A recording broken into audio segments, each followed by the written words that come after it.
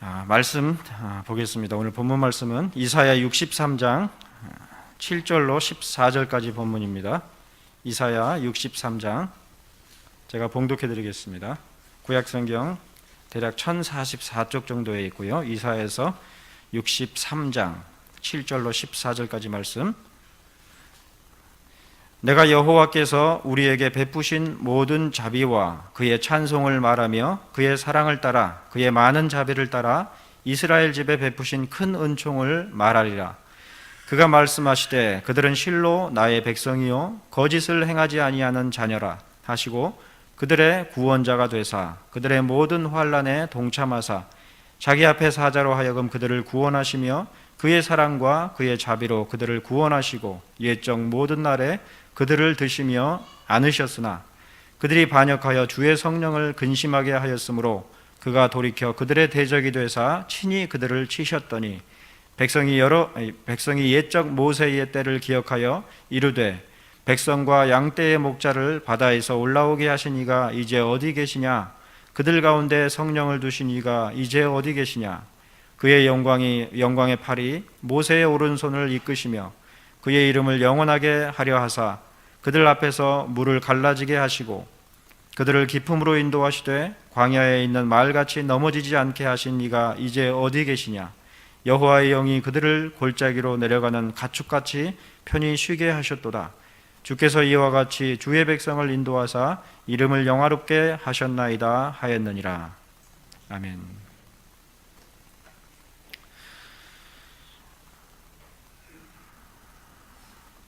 주보를 보니까 그 주일 오후에 웨스트민스터 대교리 문답을 이렇게 나누시는 것 같더라고요. 근데 범위상 보니까 이미 지나친 것 같은데 다시 한번 예전에 아마 공부하신 내용들을 기억하시면서 복습하신다 생각하시고 메시지를 나누도록 하겠습니다.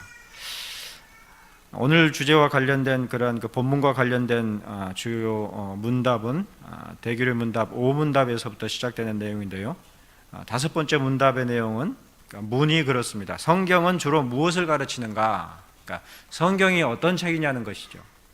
그것에 대해서 답하기를 성경은 주로 사람이 하나님에 대하여 무엇을 믿어야 하며 하나님께서 사람에게 요구하시는 의무가 무엇인지를 가르친다, 이렇게 답하는 것으로 되어 있습니다.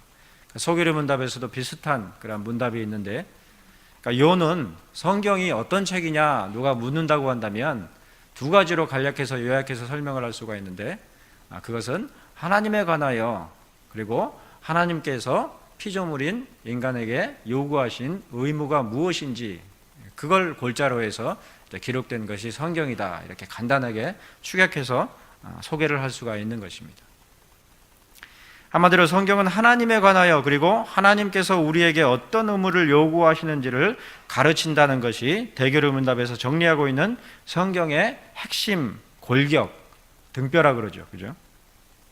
그러므로 우리들이 성경을 읽을 때에 본문이 하나님에 관하여 무엇을 가르쳐주고 있는가, 그리고 그런 하나님께서 우리에게 행하도록 요구하시는 의무가 무엇인가를 유념하고서 읽어야 하는 것입니다. 그러니까 그 두 가지 기본적인 골격을 우리가 기억을 하면 성경을 볼 때에 지금 하나님께서 어떤 말씀을 하시는가, 어떤 취지의 말씀을 하시는가를 크게 분류할 수가 있는 것이죠. 어떻게 분류가 됩니까? 하나님에 대해서 지금 하나님께서 어떻게 소개를 하고 계시는가, 그리고 그런 하나님께서 우리에게 무엇을 요구하시는가, 그걸 염두에 두고 성경 말씀을 보면 이제 해석하기가 훨씬 수월해지는 것이죠. 결국 앞에 있는 90개의 문답 가운데서 우리는 성경이 가르쳐주는 하나님에 대한 지식을 얻을 수가 있고, 또 나머지 106개, 대교리 문답입니다. 106개의 문답 가운데서 성경이 가르쳐주는 사람의 당연한 의무에 대한 지식을 얻는 것입니다. 오늘날은 신앙에서 의무를 별로 좋아하지 않죠. 그죠? 그러나 우리가 하나님의 피조물인 이상 피조물로서의 의무가 당연히 수반되어 있는 것이 우리 신앙의 기본입니다. 자, 그 가운데서 오늘 우리들이 살펴보는, 이미 살펴보았죠. 18문답에서 20문답까지가 이제 섭리에 해당되는 하나님의 섭리에 대한 주제인데, 하나님에 관하여 사람이 반드시 믿어야 할 것으로서의 하나님에 관한 지식 가운데 한 부분을 18문답에서 20문답까지로 소개하고 있는 것이죠. 그러므로 섭리의 핵심은 하나님께서 어떤 분이신지를 아는 데에 있는 것입니다. 즉 인간을 중심으로 이해하는 것이 아니라 하나님을 중심으로 이해하는 것이 바로 섭리의 요지죠. 근데 보통 섭리를 어떻게 오해를 합니까? 나를 이롭게 하고 나를 돕기 위하여서 하나님께서 어떻게 섭리하시는가? 물론 그런 측면도 있기는 있는데 본질적인 섭리라는 것은 그것이 아니고 하나님을 중심으로 두고 있다는 것이죠. 그러니까 우리의 모든 신앙의 이제 그 섭리에 대한 이해가 중요한데, 자, 우리가 봤을 때에 다 내가 살아가고 다 내가 결정하고 다 내가 믿음으로 신앙생활을 하는 것 같은데 그렇지 않다는 것을 섭리에 대한 이해 가운데서 알 수가 있는 것이죠. 어쨌든 이제 이러한 기본적인 구조는 웨스트민스터 신앙고백에 있어서도 마찬가지입니다. 혹시 웨스트민스터 신앙고백에 대해서는 아시나요? 네. 웨스트민스터 신앙고백 컨페션이죠, 그죠? 네. 그러니까 신앙에 우리는 이러한 내용의 신앙을 믿는다 이렇게 선언한 것이 신앙고백이고, 그것을 이렇게 잘 축약해서 문답 형식으로 가르치는 그런 용도로 작성된 게 대교리 문답, 긴 거죠. 그 다음에 소교리 문답, 그렇게 있는 것입니다. 그런데 이 웨스트민스터 신앙고백 제1장에 성경에 대하여, 그리고 18장까지, 18장은 은혜와 구원의 확신에 대하여 이렇게 설명을 하고 있는데, 이 부분이 하나님에 관하여 사람이 반드시 믿어야 할 것으로서의 하나님에 관한 지식을 고백하고 있는 그러한 내용으로 축약을 할 수가, 분류를 할 수가 있습니다. 자, 그런데 웨스트민스터 신앙고백에서는 3장에서 하나님의 영원한 작정을 다룬 다음에 이어서 4장과 5장에서 창조와 섭리를 다루고 있습니다. 따라서 섭리라는 것은 하나님의 영원한 작정이 구체적으로 실현 혹은 성취되는 것으로 얘기하고 있는 것이 웨스트민스터 신앙고백의 요지죠.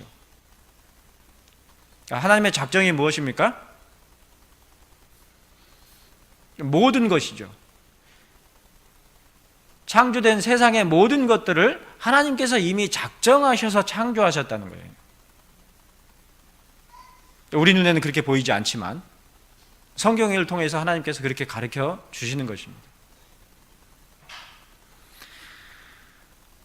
그러므로 웨스트민스터 신앙고백과 대교리 문답에서 얘기하는 섭리라는 것은 하나님의 영원한 작정의 실현 가운데서 하나님께서 어떠한 분이신지를 깨닫도록 하는 그러한 의미인 것입니다. 즉 하나님의 작정이 어떻게 실현, 성취되는가를 통해서 하나님께서 얼마나 신실하시며 전능하시며 영광스러우시며 은혜로우신 분이신지 등을 알 수가 있는 것이죠. 그러한 신앙의 깊이가 거기에까지 이르러야 되는 거예요. 그냥 기도했더니 병 낫고, 기도했더니 자녀가 서울대학교 가고, 부도 맞았는데 기도했더니 또 회복되고, 이런 것은 사실은 그렇게 깊이 있는 것이 아니고, 진짜 하나님께서 주시는 깊이 있는 신앙은 말씀 가운데서 이러한 내용들을 깨닫는 것이란 말이죠. 자, 바로 이 점을 숙지하는 것이 중요합니다. 성경은 하나님을 나타내는 계시의 책이지 신앙의 사람들이 하나님에 대해서 어떤 믿음을 가지고 있었고 실천했는지를 말해주는 간증집이 아니에요. 아브라함의 믿음이 어땠다, 모세의 믿음이 어땠다, 이렇게 얘기하고 있는 것이 아니란 말이죠. 아까 성경이 요지가 뭐라 그랬어요? 하나님에 관하여, 그리고 하나님께서 우리에게 요구하시는 바가 무엇인지 이렇게 축약할 수 있다 그랬잖아요. 그죠? 그러니까 성경의 주인공은 항상 누구예요? 하나님이시죠. 하나님께서 아브라함을 어떻게 이끄시고 어떻게 다루셨는지, 하나님께서 모세를 어떻게 이끄시고 다루셨는지 이렇게 봐야 되는 것이죠.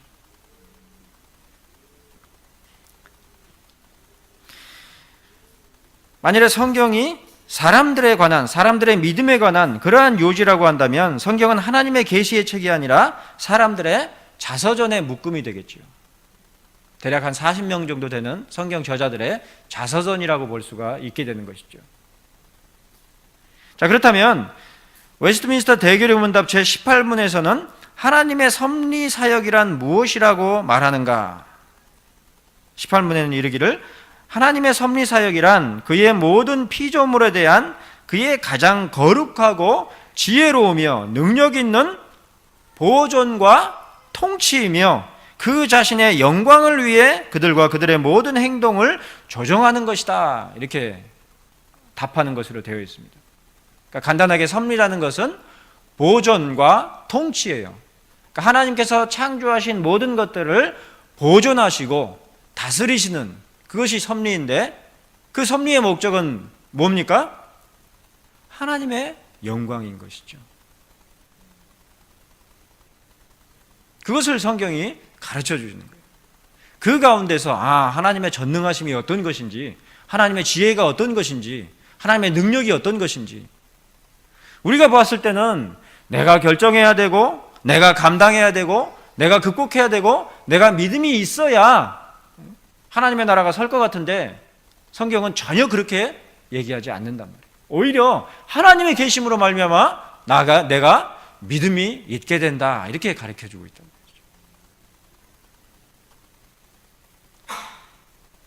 말이죠. 우리 자신에 대해서 솔직해지면 어떻습니까? 세상은 어떻게 얘기해요? 자신을 믿으라고 하죠. 그죠? 우리 자신을 믿어라, 우리를 믿어라, 할 수 있다, we can do it 이렇게 얘기하죠. 그러나 자기 자신에 대해서 믿을 만한 분이 몇 분이나 계세요? 우유부단하고 결정했다가도 번복하고 결정했어도 어때요? 그대로 하지도 못하고 오늘 결심하면 내일 잊어버리거나 살짝 숨겨두고 그런 게 우리들이잖아요. 그죠? 그렇지 않습니까? 우리의 믿음이 견고한가요? 솔직히 자기 자신을 들여다보면 어때요? 하나님께서 믿음을 갖도록 하시는 것이지 우리는 어때요? 부도 맞아봐요. 믿음에 견고하게 서서 하나님께 의뢰하고 하나님께서 부도를 허락하셨군요. 감당하겠습니다. 일어나요? 당장 울고불고 난리 나죠. 그죠?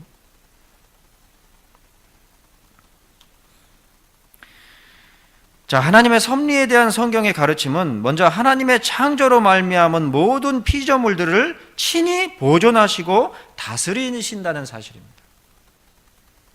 웨스트민스터 신앙고백에서는 제5장에서 섭리에 대하여 더욱 자세히 고백하기를 보존하시고 지시하시고 분배하시며 통치하신다 이렇게 더욱더 자세히 얘기하고 있습니다. 즉 하나님께서는 창조하신 뒤로 세상을 자연법칙의 질서로 스스로 운영되도록 두신 것이 아니라 여전히 보존하시고 모든 일들을 지시하실 뿐 아니라 분배하시고 다스리신다는 것이 바로 섭리가 이루어지는 구체적인 방식인 것입니다.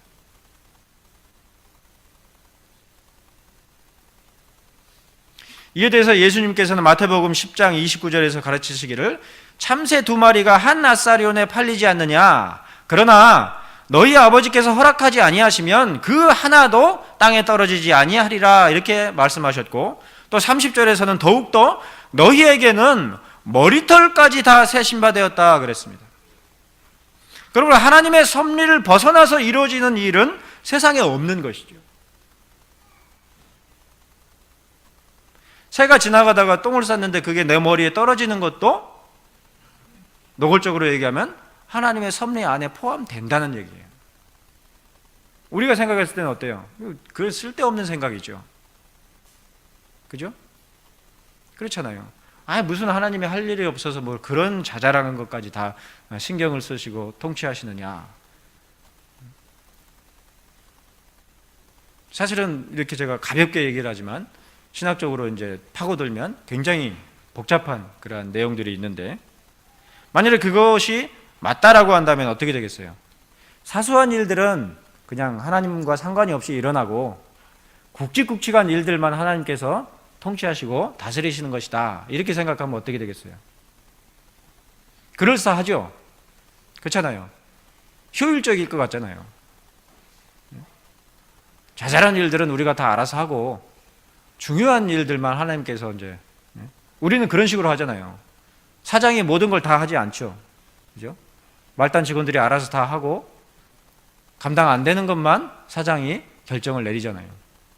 하나님도 그렇게 하시면은 세상을 보존하시고 통치하시는데 효과적일 것 같은데, 만일에 그렇다고 한다면 어떤 문제가 있어요? 하나님은 전능하실 수가 없죠. 그죠? 하나님께서 모르시는 일도 있게 되고, 하나님께서 하실 수 없는 혹은 미처 생각지 못하는, 미처 손쓰지 못하는 그런 일들이 얼마든지 일어날 수 있게 되어버리는 거죠. 자, 그런데 마태복음 10장 29절과 30절의 섭리에 대한 말씀은 예수 그리스도께서 그의 제자들에게 두려워하지 말라고 하신 말씀입니다. 예수님께서 아주 신학적인 소견이 아주 깊으셔서, 자, 섭리라는 게 어떤 것이냐면 이렇게 지금 말씀하신 것이 아니고 그 제자들에게 두려워하지 말아라, 그 취지로 말씀하신 것이란 말이에요. 또한 그처럼 두려워하지 말라고 말씀하신 것은 제자들이 앞으로 환영받는 것이 아니라 미움을 받기 때문에, 앞으로 너희들이 박해를 받을 것이고 미움을 받을 것인데 두려워하지 말아라, 그 취지로 섭리에 대해서 하나님 그리스도께서 말씀하신 그 내용이란 말이죠. 마태복음 10장 22절에 있는 주님의 말씀처럼 저희가 그리스도의 이름으로 말미암아 모든 사람에게 미움을 받을 것이기 때문에 그에 앞서서 두려워하지 말아라, 그런 취지로 섭리에 대하여서 그리스도께서 언급하신 것이죠. 자, 그처럼 그리스도의 이름으로 말미암아 박해를 받게 될 때에 제자들은 당연히 큰 두려움과 걱정에 사로잡히고 말 것입니다. 그렇죠? 어떡하지? 그리고 그러한 두려움과 걱정 가운데서 사람들은 과연 하나님께서 우리를 보호하시며 다스리시고 계시는가 하는 의문을 갖게 될 수도 있을 것입니다. 그렇죠? 이제 고생길이 이제 바로 코앞에 맞닥뜨려져 있는데 하나님이 우리를 도와주실 수 있을까? 그죠? 그런 생각이 안 들겠어요? 자, 흔히 신정론이라고 하는 의문을 갖게 되는 것이죠. 하나님이 계시는가? 우리가 고난당할 때에 하나님이 계시는가? 하나님께서 우리를 보호하시고 모든 만물들을 다스리시는데 어떻게 세상 가운데 부조리한 일들을 겪어야 하는가? 믿는 자들은 어려운 일도 다 피해가고 암도 안 걸리고 그래야 되는데 어때요? 어쩔 때 보면 어때요? 안 믿는 자들은 건강하게 나쁜 짓 해가면서 번 돈으로 몸에 좋은 거 먹어서 건강한데, 믿음의 백성들은 어때요? 나쁜 짓 안 하고 사는데 돈을 못 벌어가지고 몸도 못 챙기고 스트레스 받아가지고 암 걸리고 그러한 일들이 있단 말이에요. 그죠? 그러니까 부흥신학을 주장하는 그런 자들은 어때요? 하나님만 믿으면 다 부자 된다고 얘기하죠. 그죠? 근데 그리스도인들 중에 부자가 몇이나 돼요? 그죠? 그렇잖아요. 대부분의 그리스도인들은 왜 믿음을 갖게 됩니까? 힘들어서 믿음을 찾는 거 아니에요. 솔직한 얘기로. 그죠? 돈 있고 집안 내력 좋고 먹고 살 걱정 없으면 어때요? 신앙을 갖기가 쉽지 않죠. 근데 그런 것 저런 거 다 없으니까 어때요? 심지어는 지푸라기라도 잡는 심정으로 하나님께 매어달리는 그런 경우가 허다하단 말이에요. 그렇게 고생길 갈 때에 하나님은 어디 계시는가? 하나님께서는 왜 그의 자녀들을 안 돌보시는가? 이렇게 생각하죠. 그죠?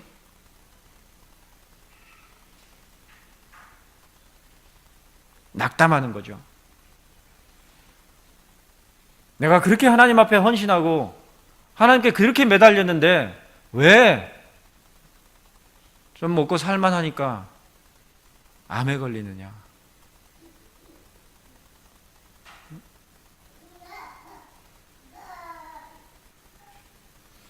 내가 그렇게 하나님 앞에 열심히 신앙생활을 했는데 왜 남편이 바람이 나느냐? 내가 하나님 앞에 그렇게 헌신하며 기도하고 말씀만을 사모했는데 왜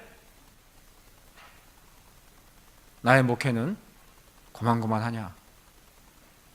그럼 보통 뭐라 그럽니까? 나한테 문제가 있어서 그렇다. 그렇게 얘기하죠. 욥의 친구들처럼 뭐가 문제가 있을 테니까 하나님 앞에 그 문제가 뭔지 물어봐라. 그래서 그걸 네가 극복을 하면 하나님께서 복 주신다. 그렇게 얘기하죠.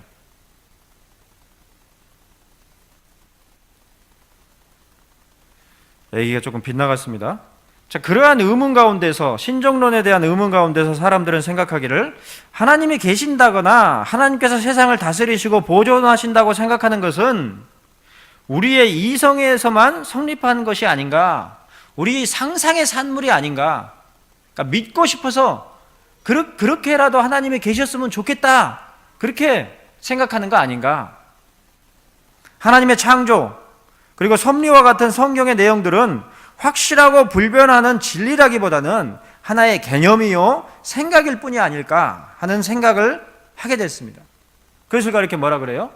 이신론이라 그러죠. 데이즘이라 그러죠. 그러니까 신앙이라는 것은 하나의 아이디어다, 이렇게 생각을 하는 거죠. 그렇게 믿고 싶어서 그냥 그렇게 믿는 것이다.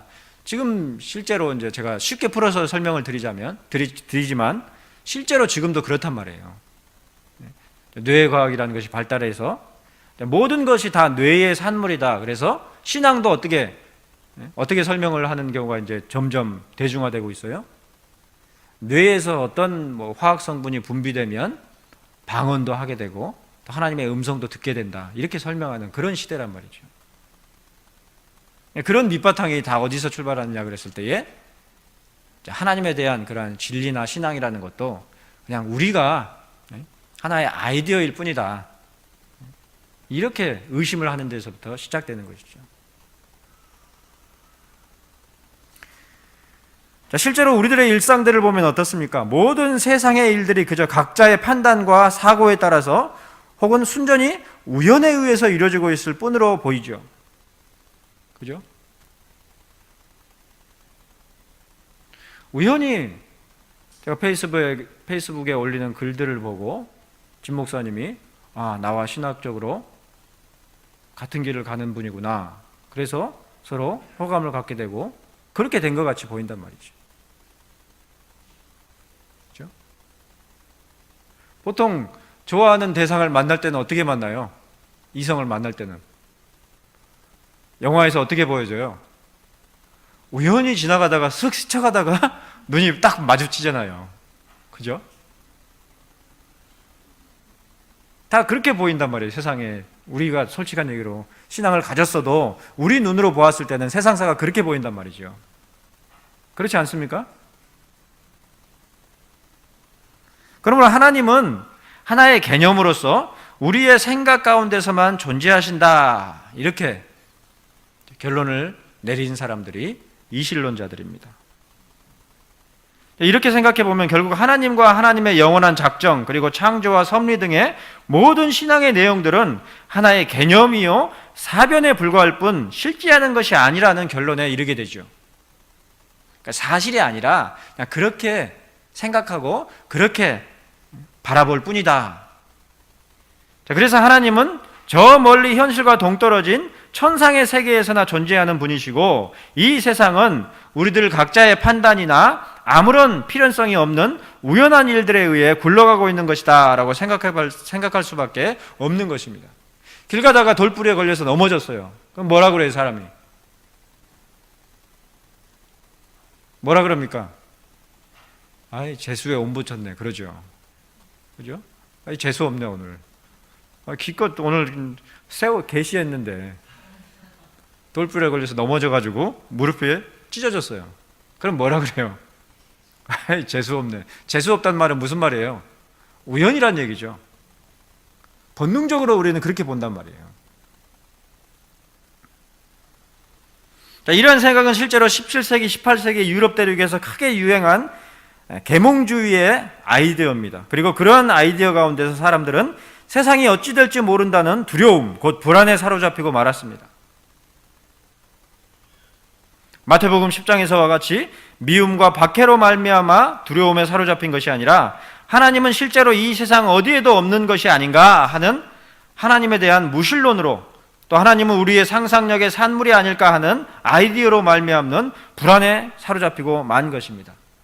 유명한 철학자들이 그렇게 결론을 지었어요. 칸트니, 그런 사람들이, 데카르트니 뭐 그런 사람들이. 자, 그러나 마태복음 10장 31절에서 예수 그리스도께서는 이르시기를 두려워하지 말라. 너희는 많은 참새보다 귀하니라 말씀하십니다. 참새 2마리도 한 낫사리온에 팔리는 것이 하나님의 허락하심이 없이는 이루어지지 않는 일일진데 너희들은 그 참새에 비할 바 아니게 귀하니 걱정하지 말아라. 두려워하지 말아라. 우리의 머리털 하나까지도 다 하나님의 세신 바 가운데 있을진데 한 낫사리온에 판매되는 2마리의 참새에 비할 바가 아닌 우리들을 어찌 하나님께서 보존하시고 다스리시지 않으시겠느냐, 이렇게 말씀하신 것이죠.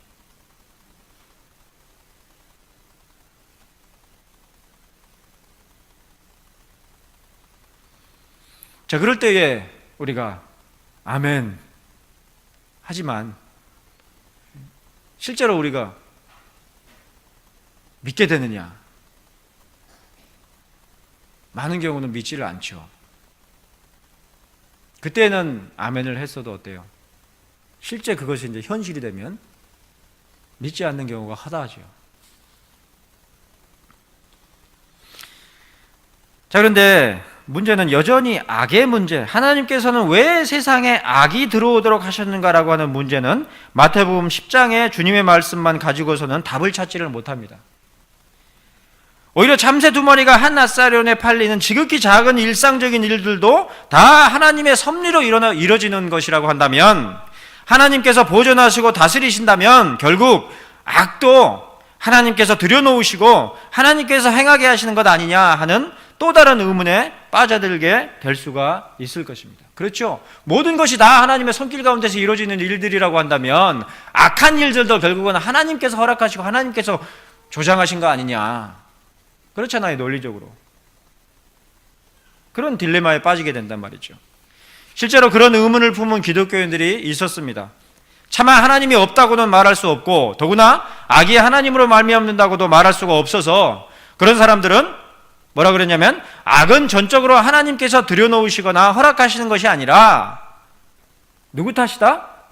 마귀 탓이다, 사단의 짓이다, 이렇게 생각했습니다. 그것을 가리켜 흔히 이원론이라고 그러죠. 듀얼리즘이라고 그럽니다. 하나님께서는 전적으로 선한 분이시니까 악은 선하신 하나님이 들여놓으셨을 리가 없고 하나님께서 그렇게 악한 일들이 일어나게 조장하실 리가 없고 다 나쁜 사단 짓이다, 이렇게 생각한 것이죠. 이제 해결이 됐잖아요. 그죠? 하나님이 나쁜 게 아니라 사단이 나쁘니까 해결이 된 것 같잖아요. 무엇보다 하나님께서는 저 멀리 영적인 나라인 천국을 다스리시는 분이시고 이 세상은 물질적인 나라로서, 육적인 나라로서 사단이 다스리는 곳이므로, 다스리시는 곳이 아니죠, 다스리는 곳이므로 물질적인 이 세상을 초월해서 저 멀리 천국에 이룰 수 있도록 영적인 것을 추구해야만 한다. 이단들이 이렇게 많이 주장하죠. 이 세상은 더러운 것, 육적인 세상을 버리고 천상, 영의 세계로 가야 된다. 그러니까 이 세상에서 필요한 재물들 다 예배당에다 다 내놓고 천국 바라보자. 그럴싸하단 말이죠. 많은 자들이 미혹되죠. 거기에 가까운 과천에 그런 자들이 가득하잖아요.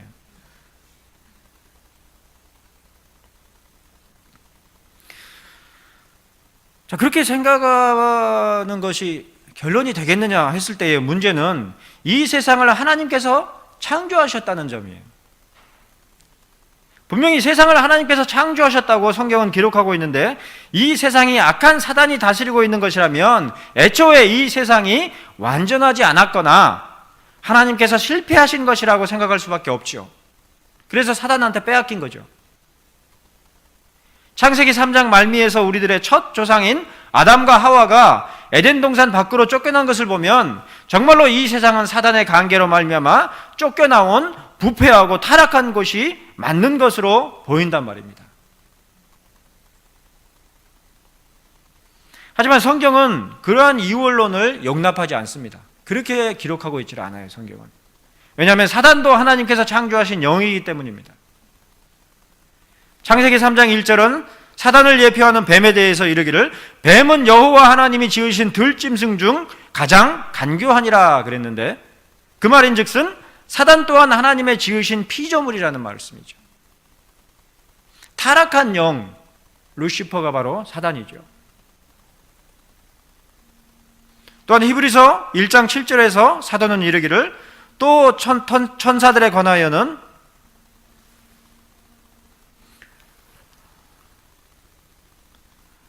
집사님이신가요? 아마 차 때문에 싶은데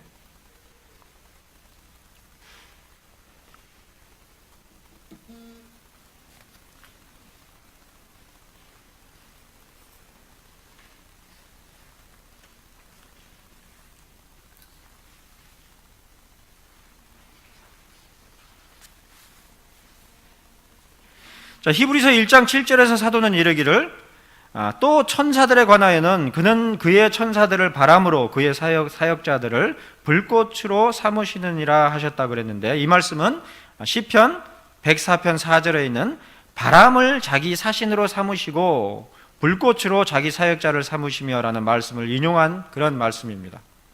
자, 여기서 바람이란 영적인 존재 곧 천사를 지칭해서 그들을 하나님께서 수종자들로 부르신다는 말입니다. 그러니까 우리 한글에서는 이게 그냥 바람이라고만 번역이 되어 있지만, 그러니까 뭐 히브리어나 헬라어상에는 그게 이제 영을 뜻하는 그런 의미의 단어인 경우가 있어요. 네, 이런 경우가 그렇죠. 그러므로 시편 104편 4절과 히브리서 1장 7절에서 언급한 바람은 히브리어로 루아흐, 헬라어로는 푸뉴마로 기록되어 있어요. 그러니까 영적인 걸 얘기하는 것이죠. 한마디로 성경은 영적인 존재인 천사들도 모두 하나님의 창조물들이며 하나님께서 다스리시는 수종자들이라 그랬습니다.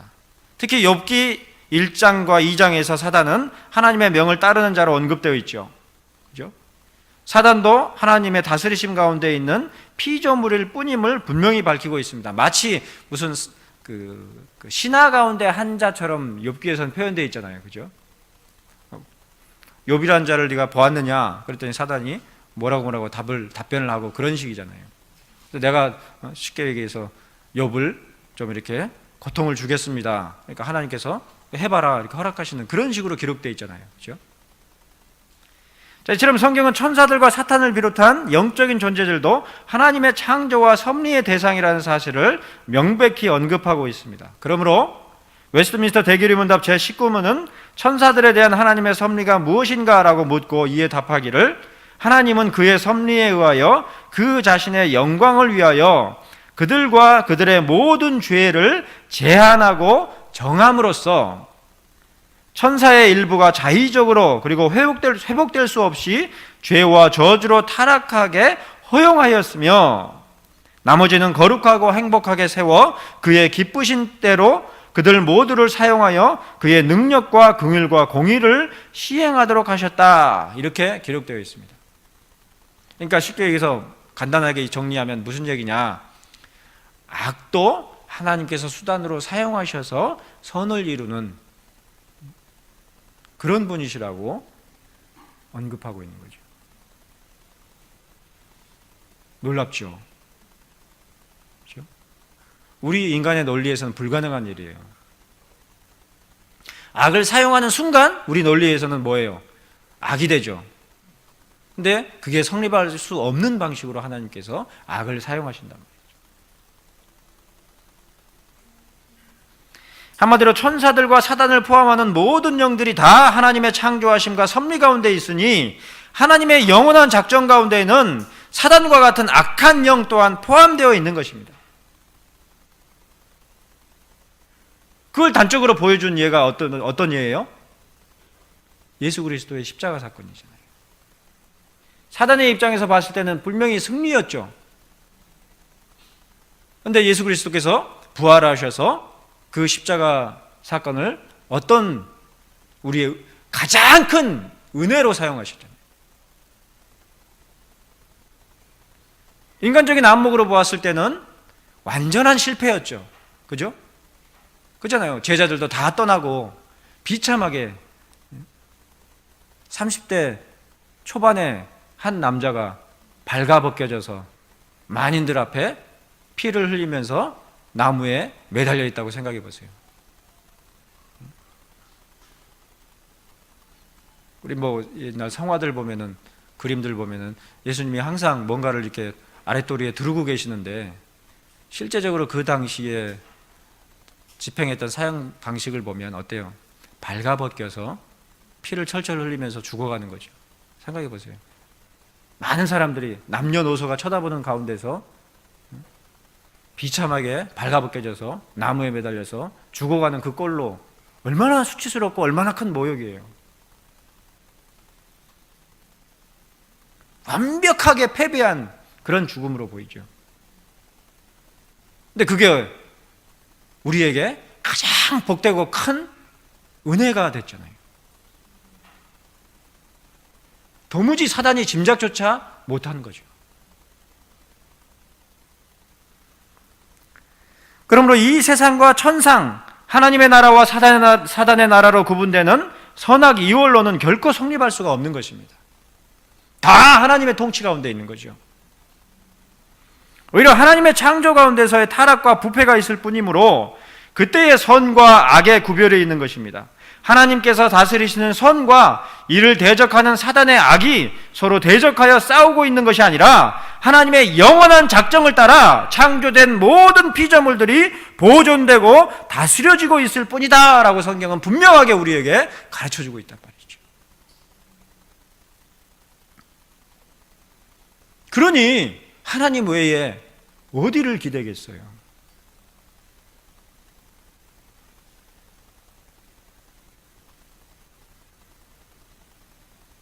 그 아들을 보내사 가장 부끄럽고 가장 완벽한 패배의 죽음을 죽게 하셨는데 가장 복되고 은혜로운 구속의 은총을 이루신 그런 하나님 말고 어떤 하나님을 찾는단 말이죠.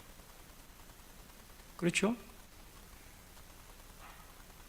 그러니까 두려워하지 말아라. 그때에 순교가 가능한 거죠. 순교라는 것, 죽음이라는 것, 우리 상식으로는 어떻습니까? 내가 아무리 믿음이 뛰어나고, 내가 아무리 하나님 앞에 헌신하고, 내가 아무리 하나님의 도구로 사용되어도 내가 죽어버리면 나를 통해서 하나님께서 이루시고자 하신 모든 것들이 다 끝장이잖아요. 그죠? 안 그래요? 엘리야가 한 고백이 그거 아니에요. 다 바알에 무릎 꿇고 나만 남았습니다. 근데 내가 이세벨에게 굴복한다면 이 세상에서 하나님의 백성들은 끝입니다. 이렇게 봤잖아요. 내가 믿음이 있으면 뭐예요? 내가 죽어버리면 끝이잖아요. 그러니까 어떻게 돼요? 안 죽으려고 타협하는 거죠. 신사참배, 그거는 우상숭배가 아니라 국가에 대한 충성을 다짐하는 것일 뿐이다. 1938년에 장로교가, 조선예수교 장로교가 공식적으로 그렇게 했단 말이에요. 왜 그랬습니까? 거두절미하고 하나님을 못 믿는 거죠. 살아남아야겠다. 그러나 우리가 섭리를 깊이 이해하면 섭리뿐만이 아니라 하나님의 작정에서부터 모든 성경의 진리를 깊게 깨달으면 어때요? 내가 죽는다고 해도 하나님께서 나를 통하여서 이루시고자 하시는 모든 것들을 하나도 부족함이 없이 얼마든지 이루시는 분이란 말이에요. 그래 예수님께서 뭐라 그래요? 너희들이 잠잠하면 이 돌들이 부르짖으리라. 무슨 말이에요? 하나님을 찬양하고 하나님을 영화롭게 하는 그 사역을 감당토록 택하신 백성들이 타락하여서 배교한다면 이 돌들로도 얼마든지 하나님의 영광의 도구로 사용하실 수 있단 말이에요. 그런 하나님이시란 말이죠. 그러면 얼마든지 기꺼이 죽을 수 있죠. 그게 순교인 것입니다. 그게 순교의 신앙인 거죠. 그러한 믿음의 지식이 없으면 어떻게 해서든지 살아남으려고 하는 거죠.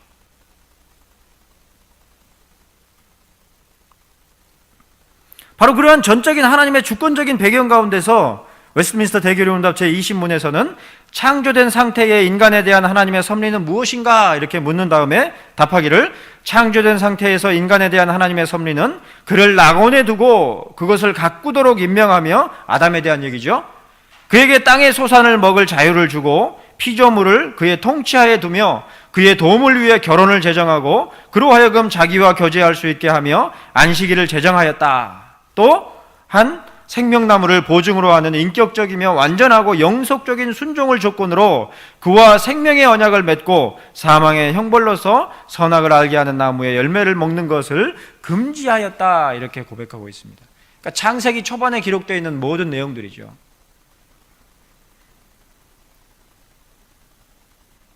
그러니까 만일에 그때 이 아담이 전적으로 하나님을 신뢰했다고 한다면 사단의 꼬임에 넘어가지 않았겠죠. 그죠? 선악의 기준이 뭡니까? 뭐가 선이에요?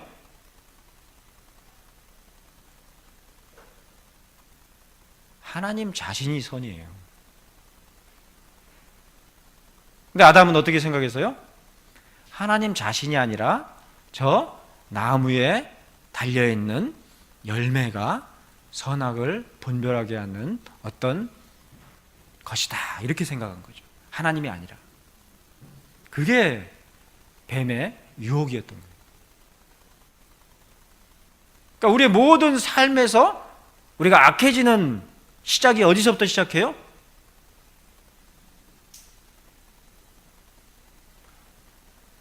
하나님에게서 마음이 다른 데 갈 때 그 자체가 악인 거예요. 사람 죽이고 도둑질하고 그 이전에 우리가 하나님에게서 우리의 마음이 떠나는 그 자체가 악인 거예요. 근데 우리는 어때요? 아담 이후로 모든 인류가 하나님의 앞에 가기를 어때요? 좋아합니까? 하나님 너무 기뻐요. 그래요? 본능적으로 싫어해요. 그래서 죽죠. 하나님 앞에 가면. 자, 그렇게까지 아니라도 우리 신앙생활을 한번 어떻습니까? 아무리 믿음이 좋은 신자라고 해도 어때요? 항상 24시간 내 주님 일어났습니다. 인도해 주세요. 주님 직장에 도착했네요. 주님 오늘도 커피가 오늘은 믹스가 조금 엷습니다. 주님 이런 식으로 살아요? 심지어는 어때요? 24시간 중에 단 1분도 하나님에 대해서 생각하지 않고 사는 하루들이 많죠. 바빠가지고. 그잖아요. 아무리 믿음이 신실해도 어때요? 핸드폰 보는 게 좋습니까? 성경 말씀 읽는 게 좋습니까? 성경 말씀은 10장을 읽으려면 허리가 아프죠? 근데 핸드폰은 어때요? 한두 시간을 그냥 본단 말이에요.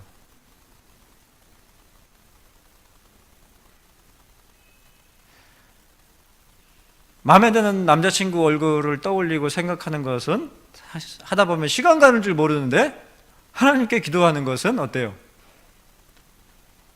실컷 기도한 것 같은데 10분밖에 안 지난단 말이에요. 그죠? 본능적으로 우리는 하나님을 사실은 싫어해요.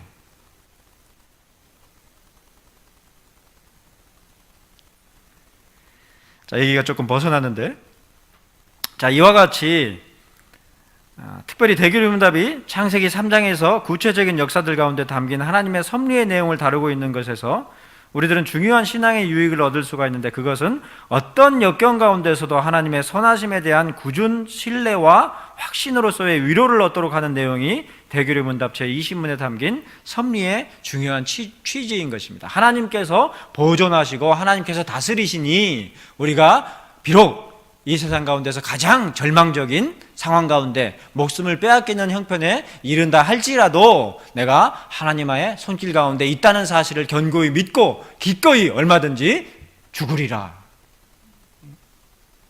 그게 섭리가 주는 신앙의 견고함이란 말이죠. 우리들의 일상 가운데 하나님의 섭리를 깨닫기란 결코 수월하지 않지요. 일이 잘 돼서 평안 가운데서는 하나님의 선하신 섭리의 은총을 생각할 수는 있어도, 일이 어렵고 고난과 역경 가운데 있을 때에는 하나님의 섭리를 알지 못하고 은총을 전부 잊어버리기가 십상인 것입니다. 하나님 어디 계십니까? 그러죠. 나는 이렇게 힘들어 죽겠는데 하나님은 어디 계시길래 저를 이렇게 안 돌보십니까? 이렇게 생각하죠.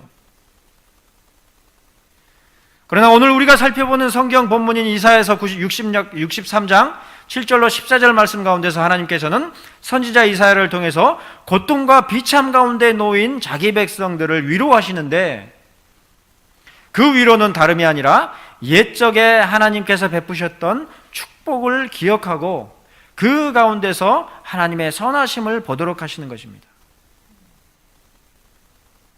하나님께서 복 주시고 하나님께서 형통케 하시고 애굽에서 종살이하던 우리 조상들을 하나님께서 보지도 듣지도 못한 놀라운 이적을 통하여서 끄집어내셔서 인도하셨던 그 하나님을 떠올려서, 그때도 하나님께서 그렇게 이끄셨다면 지금도 얼마든지 그러시는 분이시다라는 사실을 기억하고 되뇌이도록 그렇게 기록하고 있는 것이죠. 그러므로 이사야 63장 1절에서 선지자 이사야는 하나님의 감동하심 가운데서 이르기를, 내가 여호와께서 우리에게 베푸신 모든 자비와 그의 찬송을 말하며 그의 사랑을 따라 그의 많은 자비를 따라 이스라엘 집에 베푸신 큰 은총을 말하리라. 그런데 이사야 선지자가 밝히는 하나님의 은총, 고난과 역경 가운데 처한 백성들에게 전하고자 하는 하나님의 은총의 내용들은 모두 과거에 있었던 일들, 그것도 오래전 모세 때에 있었던 일들을 언급하고 있습니다. 특별히 모세 때에 하나님께서 자기 백성들에게 베푸셨던 은총들을 기억하게 하시는 것은 그들에 대한 징계를 통해서입니다. 즉 10절에 이르기를, 그들이 반역하여 주의 성령을 근심하게 하였으므로 그가 돌이켜 그들의 대적이 되사 친히 그들을 치셨더니라고 한 것입니다. 그러니까 하나님 앞에 징계받았던 그 기억을 되뇌고 있는 것이죠.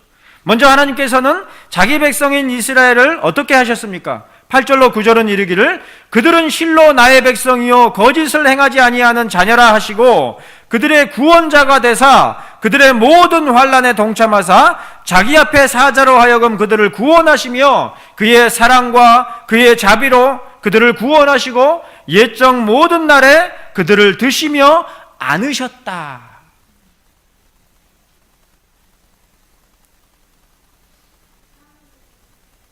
저 어린 놈이 길 가다가 넘어지면 엄마가 어떻게 합니까? 당장에 안아서 그냥 먼지 털고 얼싸안죠. 이스라엘 백성들을 하나님께서 그렇게 하셨다는 거예요.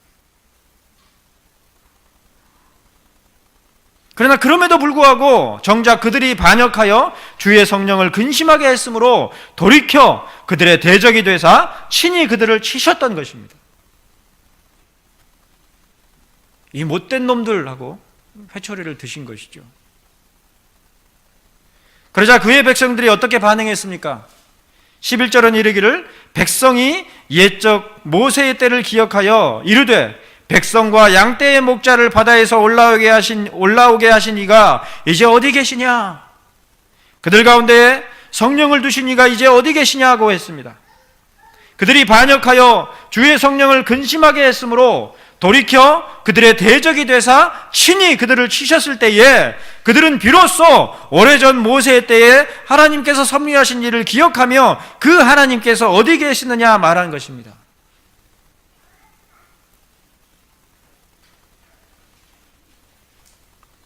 사실 백성과 양떼의 목자를 바다에서 올라오게 하신 이가 이제 어디 계시냐? 그들 가운데 성령을 두신 이가 이제 어디 계시냐? 그 말은 결코 부정적인 말이 아닙니다. 하나님 어디 계세요? 그 얘기가 아니란 말이에요. 하나님 따위가 도대체 어디에 있더란 말이냐 하는 그런 의미가 아니라 그때에 섭리하셨던 그 하나님께서 지금 어디 계시느냐? 곧 하나님을 찾는 의미의 말인 것이죠. 기억한 것이죠. 떠올리는 것이죠. 하나님을 찾는 부르짖음인 것입니다. 하나님을 잊어버리고 하나님에게서 멀리 떠났던 마음이 하나님을 찾게 된 것이죠. 마치 누가복음 15장 17절에서 아버지의 유산을 다 모아가지고 먼 나라에 가서 거기서 허랑방탕하여 그 재산을 다 탕진해버린 아들들이 돼지 먹는 쥐염 열매로 배를 채우고자 하되 주는 자가 없으므로 스스로 돌이켜 내 아버지에게는 양식이 풍족한 품꾼이 얼마나 많은가?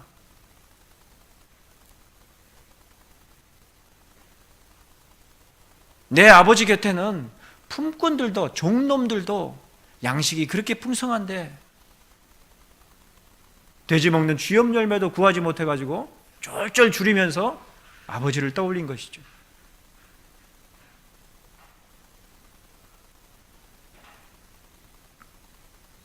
징계 가운데서 하나님의 백성들은 옛적 하나님께서 섭리하신 풍성한 은총을 떠올리게 되는 것입니다. 언제 하나님을 찾아요? 형통하고 부유할 때가 아니라 부도 맞고 암 걸리고 남편 바람나고 도대체 인생이 뭐냐? 그럴 때 오히려 간절히 하나님을 찾는단 말이에요. 안 그래요? 남자들이 사업 잘 되면 어떻습니까? 교회 다녀도 바람이나 피지 하나님 찾는 경우는 많지 않습니다. 그러다가 사업 부도 맞고 부도 맞았는데 내 연녀가 옆에 있을 리가 없죠. 떠나고 집에는 못 돌아가겠고 마누라 볼 면목이 없고 노숙자 생활하다가 도저히 갈 데가 없어서 터벅터벅 집으로 무거운 걸음을 옮길 때 그때 하나님을 찾는 경우가 허다하죠. 이스라엘 백성들도 그랬단 말이에요. 바로 이와 같은 의미로 웨스트민스터 대교리 문답 제20문답에서는 창세기 3장의 에덴 동산에서의 하나님의 섭리에 대해서 상세히 언급하는 것으로 창조된 상태의 인간에 대한 하나님의 섭리를 말하고 있습니다. 하나님이 보존하시고 다스리신단 말이죠.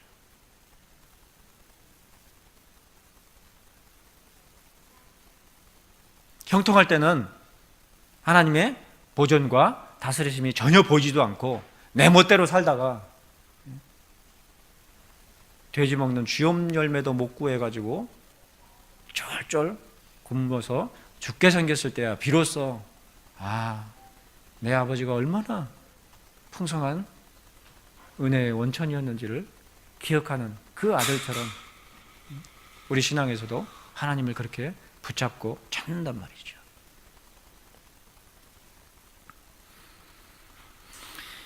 이사야 63장 13절에서 선지자 이사야는 광야에서 그의 백성들에게 섭리하셨던 하나님의 손길에 대해 이르기를 그들을 기품으로 인도하시되 광야에 있는 말같이 넘어지지 않게 하셨음을 말합니다. 그의 백성들에 대한 하나님의 섭리 가운데서 그들은 깊은 홍해의 물 밑으로 내려갔지만 정작 물 밑은 마른 평지와 같이 되어서 누구도 넘어지지 않게 하셨던 그 놀라운 하나님의 섭리와 은총을 떠올리고 있는 것입니다. 반면에 애굽 군사들은 어떻게 됐어요?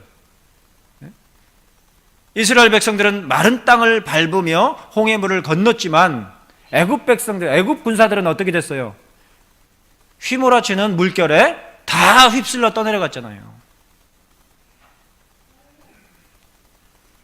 이와 같은 옛적의 일들, 하나님께서 섭리하신 놀라운 은총을 기억하는 것이 징계 가운데 있는 하나님의 백성들이 취할 수 있는 위로요 힘입니다. 그처럼 놀랍도록 섭리하신 은총의 일을 기억하는 것이야말로 비참과 고통 가운데 있는 탕자와 같은 하나님의 백성들에게 확실한 위로와 은총이 되는 것입니다. 바로 그러한 이유로 대기름 문답 제20문은 아주 오래전 에덴 동산에서 창조된 상태의 인간에 대해 베푸신 하나님의 섭리, 그를 낙원에 두고 그것을 가꾸도록 임명하며 그에게 땅의 소산을 먹을 자유를 주고 피조물을 그의 통치하에 두며 그의 도움을 위해 결혼을 제정하고 그로 하여금 자기와 교제할 수 있게 하며 안식일을 제정하셨을 뿐 아니라 또한 생명나무를 보증으로 하는 인격적이며 완전하고 영속적인 순종을 조건으로 그와 생명의 언약을 맺고 사망의 형벌로서 선악을 알게 하는 나무의 열매를 먹는 것을 금지하신 섭리의 내용을 말하도록 한 것입니다. 하나님 안에 온전히 거하게 하시는 그러한 내용이죠. 그러니 징계 가운데서든지 시련 가운데서든지 어떤 환난과 고난이 닥칠 때에 하나님의 백성인 신자들은 옛적 하나님의 섭리를 기록한 성경 말씀으로 큰 위로와 권면을 얻는 것입니다. 홍해 바다는커녕 한강물도 건너본 적이 없지만 성경 말씀을 통해서 그 하나님의 백성들을 마른 땅 밟듯이 홍해 바다를 건너게 하신 그 일이, 그 하나님이 내 하나님이 되는 것이죠.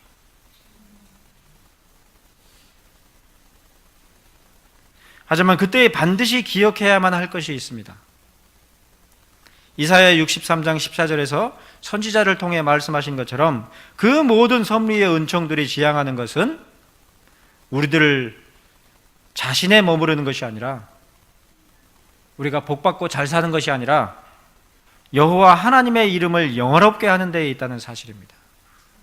그의 백성들의 위로와 복됨의 목적이 있는 것이 아니라, 그것도 주시지만 그것보다 더 나아가서 하나님의 이름이 영화롭게 되는 데에 섭리의 최종적인 목적이 있는 것이니, 실제로 그렇게 되도록 하시는 하나님의 영원한 작전 가운데서 섭리가 이루어지는 것입니다. 그런 자의 신앙이 어떤 신앙이라고요? 순교자의 신앙이란 말이죠. 하나님을 영화롭게 하는 일이라면 목숨을 내어놓을 수 있는 자들이란 말이죠.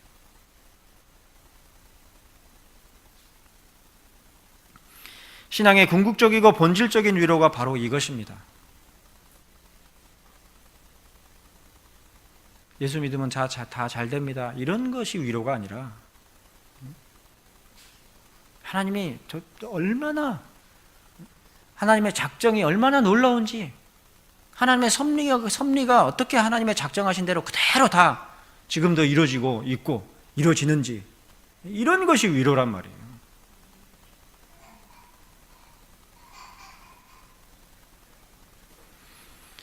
하나님의 영원한 작정 가운데서의 섭리를 깨닫지 못하는 한 하나님께서 어떤 분이신지에 대한 본질적인 깨달음에 결코 이르지 못하는 것입니다. 바로 그러한 깨달음이 없으므로 일이 잘 되고 가나안 땅과 같이 번영에 이른 것 같은 평안의 때에 오히려 많은 신자들이 어떻게 돼요? 하나님을 망각하고 마는 것입니다. 실천적 무신론이라 그러죠. 예배당에서는 예배합니다, 하지만 나가면 어떻게 해요? 하나님에 대한 생각을 싹 머리에서 비워버리는 거죠. 그래서 세속적인 사람들보다 더 세속적으로 살아가는 일이 비일비재하죠.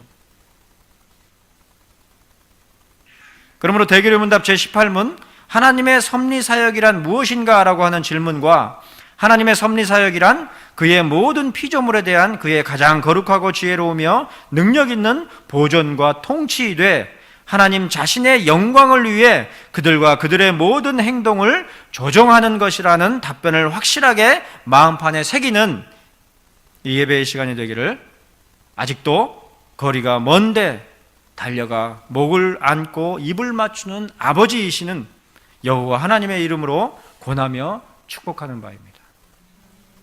기도하시겠습니다. 아버지 하나님, 오늘 이사야서 말씀 가운데서 하나님의 섭리의 그 깊은 내용이 무엇인지를 대략 살펴보았습니다. 우리 눈에 보이는 세상이 다 우연이고 하나님이 보이지 않는 그러한 인생이지만, 그러나 말씀 가운데서 확실하게 우리에게 보여주시는 그런 하나님 아버지의 세심한 손길을 우리가 잊지 않게 하시고 마음에 깊이 새기게 하시고, 어찌하든지 이 땅 가운데서 죽을지라도 하나님의 영광만을 사모하며 그것이 우리에게 진정한 위로요 복인 것을 잊지 않게 하여 주시옵소서. 우리 인생 가운데 더욱더 견고한 하나님의 신앙을 우리에게 부어주시기를 구하오며, 아버지께서 요구하실 때에 얼마든지 내어 드릴 수 있는 그러한 담대한 자로 살게 하여 주시옵소서. 감사하며 예수 그리스도의 이름으로 기도하옵나이다.